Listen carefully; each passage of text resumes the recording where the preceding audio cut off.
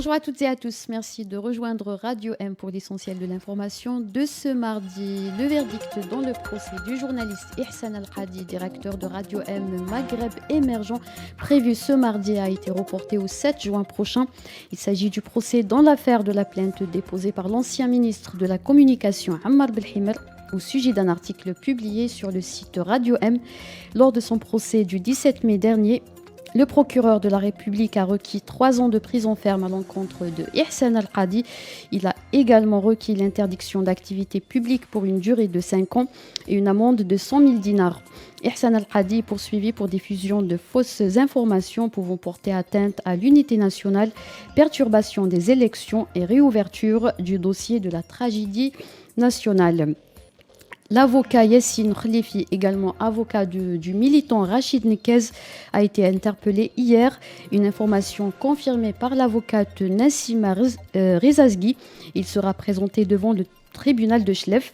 Pour rappel, Rachid Nekez et son autre avocat Hamza Jabri ont été placés en détention provisoire le 14 mai dernier par le juge d'instruction près le tribunal de Chlef.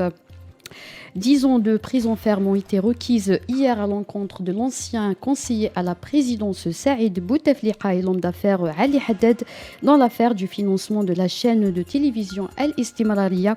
Celle-ci devait être lancée pour faire la promotion de la candidature de l'ancien président de la République Abdelaziz Bouteflika pour un 5e mandat.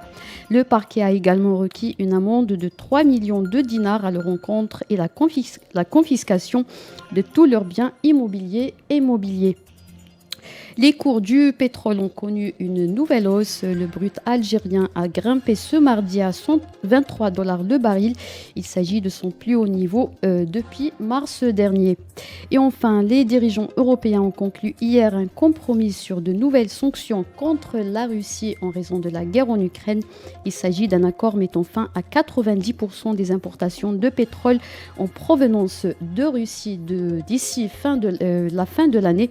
Ces sanctions concernent également la sortie de la banque russe, le Sberbank du système SWIFT, l'interdiction de 3 chaînes de télévision et l'élargissement de la liste noire de l'Union européenne à une 60aine de personnalités russes. C'était la dernière information. Merci de nous avoir suivis.